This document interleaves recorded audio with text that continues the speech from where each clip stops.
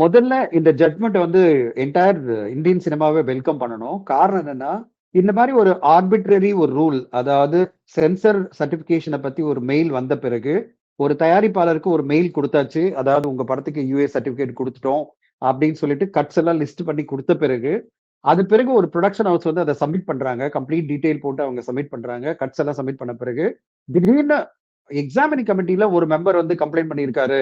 அதனால நாங்க வந்து ரிவைசிங் கமிட்டிக்கு நாங்க வந்து படத்த கொண்டு போறோம் சொல்றது, இட்ஸ் கம்ப்ளீட்லி அப்நார்மல். அந்த ஜட்ஜ்மெண்ட்ல அவங்க சொன்னாங்க பார்த்தீங்களா?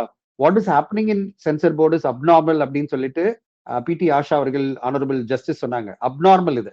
ஏன்னா இந்த மாரி சினிமா இண்டஸ்ட்ரியில எப்பவுமே சென்சார் போர்ட்ல நடந்ததே கிடையாது. அதாவது ஒரு படத்துக்கு நீங்க வந்து ஒரு மெயில் குடுத்துட்டீங்கன்னா, இந்த மாரி உங்க படத்துக்கு இதெல்லாம் கட்ஸ், இதுதான் சர்டிஃபிகேஷன் அப்படின்னு குடுத்தா அதோட ஓவர். ஏன்னா அந்த அப்ரூவலே சேர்பர்சன் கிட்ட தான் வருது. சிஇஓ கிட்ட தான் வருது.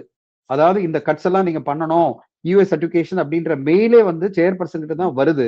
ஆனா வந்த பிறகு திருப்பி எங்களுக்கு வந்து ஒரு கம்ப்ளைண்ட் வந்திருக்குன்னு ஒரு 10 டேஸ் கழிச்சு, அந்த கம்ப்ளைண்ட் பேசிஸ்ல நாங்க வந்து இத வந்து குடுக்க முடியாது. அதனால ரிவைசிங் கமிட்டி போறன்றது வந்து ஒரு பெரிய பண்டாரஸ் பாக்ஸ் ஓப்பன் ஆயிடும். அதாவது இனிமே எந்த படத்துக்கும் நீங்க கேரண்டியே கிடையாது.